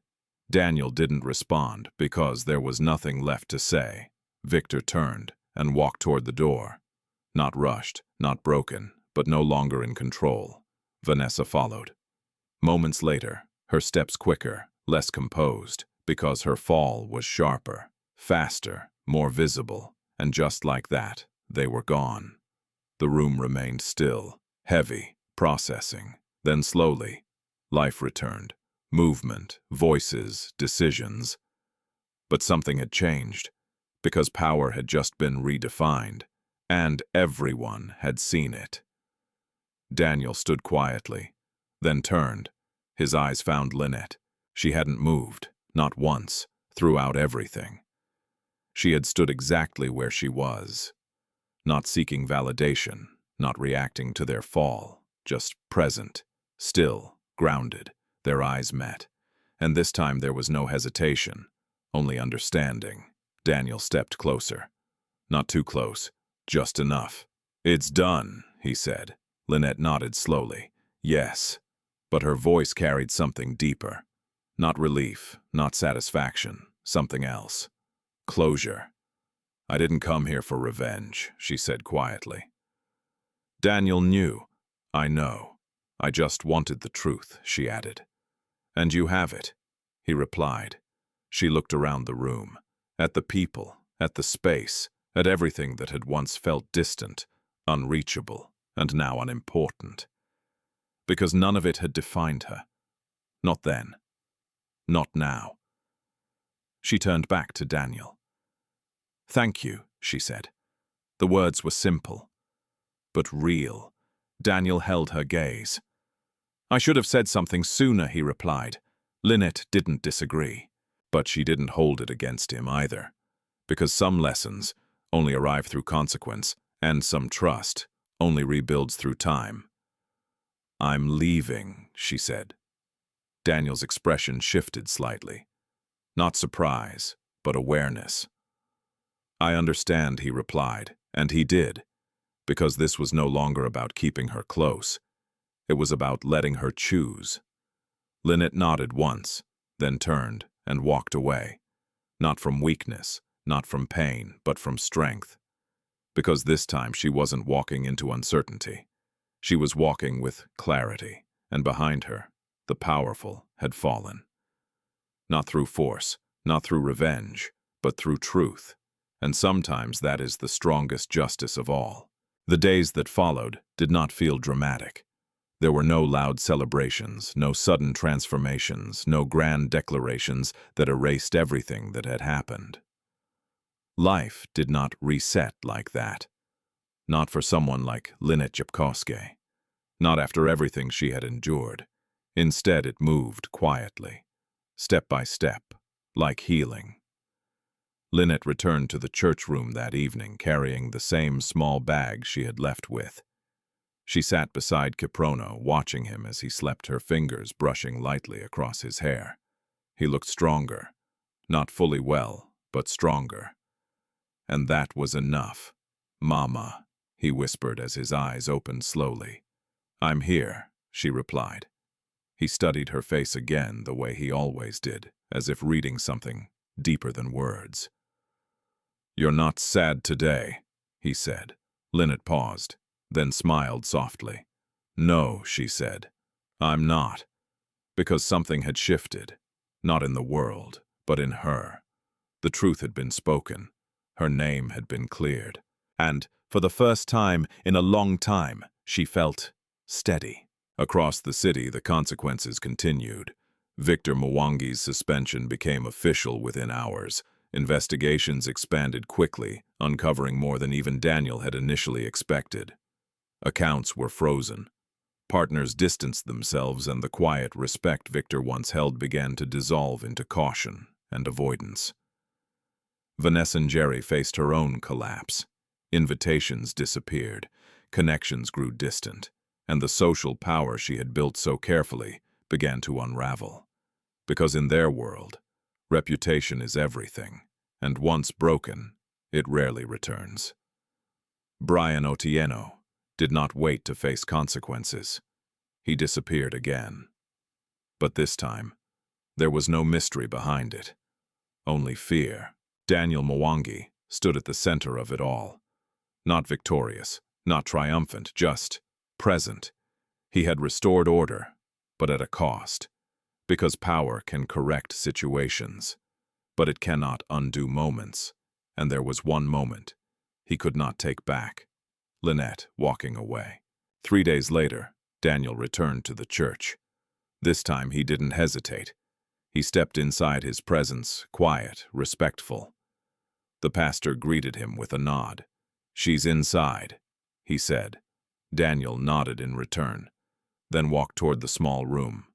The door was slightly open. He paused, then knocked gently. Come in, Linet's voice answered. He stepped inside. She was sitting beside Kiprono again, but this time she wasn't tense. She looked grounded, different. She looked up. Their eyes met. No shock, no discomfort, just recognition. You came back, she said. Daniel nodded. Yes. A brief silence followed. Then Kiprono spoke. You're the man from the car, he said weakly. Daniel looked at him, and for the first time a small, real smile appeared. Yes, he said. I am. Kiprono studied him carefully. Thank you for helping me, he said. The words were simple, but they carried something pure. Daniel inclined his head slightly.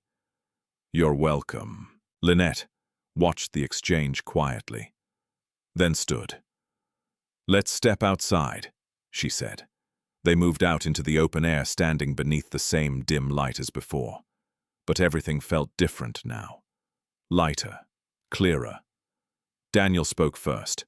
"I came to see how you are," he said. "We're better." Linet replied.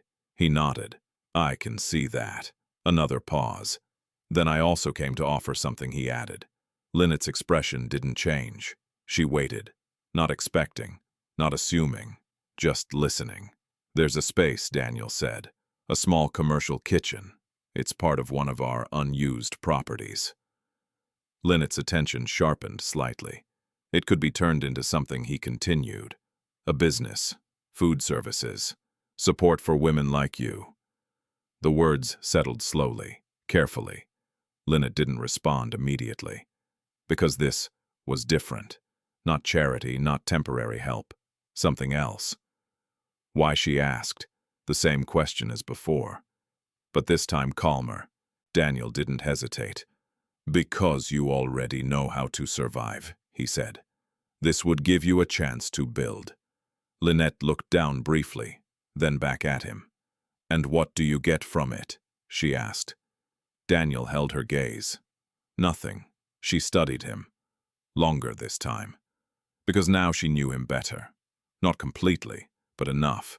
"You don't do things for nothing," she said. Daniel nodded slightly. "That's true," he admitted. So she pressed. A pause. "Then I get to correct something," he said quietly. The honesty landed. Deep, real. Linet exhaled slowly. Not rejecting, not accepting. Just considering. "And if I say no?" she asked. Daniel didn't hesitate. "Then nothing changes," he replied. "You continue your way. I respect that. No pressure, no control, just choice." And that was new. Linet looked away for a moment. At the street, at the quiet movement of people, at the life she had been fighting to hold on to. Then she looked back at him. "I won't depend on you," she said. "You won't," he replied. "I won't lose control of my life again," she added. "You won't," he repeated. A longer silence followed. "Then I'll try," Linet said. Not a promise, not a commitment, but a beginning. Daniel nodded once. "That's enough." Weeks passed. Not dramatically, but steadily. The small kitchen became something more. Simple at first, then growing. Linet worked long hours, but this time it was different. Because she was building, not surviving. Other women joined, single mothers, struggling workers, people like her. And slowly something formed. Not just a business, but a space. A place where dignity returned, where work meant more than survival, where effort became progress. Kiprono recovered fully. His laughter returned. His strength returned. And with it a piece of Linet's heart that had been missing. Daniel visited occasionally. Not often, not intrusively. Just enough. And each time there was less distance, less uncertainty, more understanding. Because trust does not return all at once. It builds, quietly, like everything else that lasts. One evening as the sun set over Nairobi, Linet stood outside the small kitchen watching the light fade. Daniel stood beside her, not speaking, just present. After a moment, she said, "You didn't save me."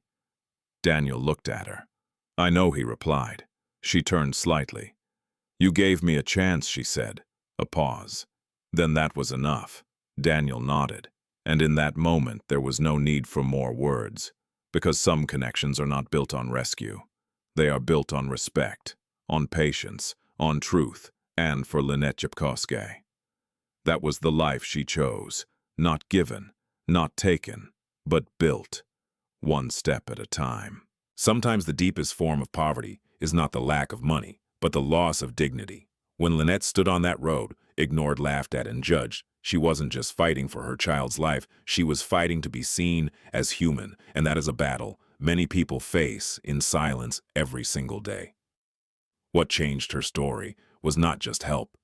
It was how that help was given. Without control, without conditions, without taking away her strength. Because true kindness does not make someone smaller. It gives them space to stand. And true justice is not only about exposing those who did wrong, it is about restoring what was taken her voice, her name, her worth. So, wherever you are watching this from, tell me in the comments, what time is it in your country right now? And if this story touched you in any way, don't forget to like, share, and subscribe, because sometimes a single story can remind someone that they are not invisible.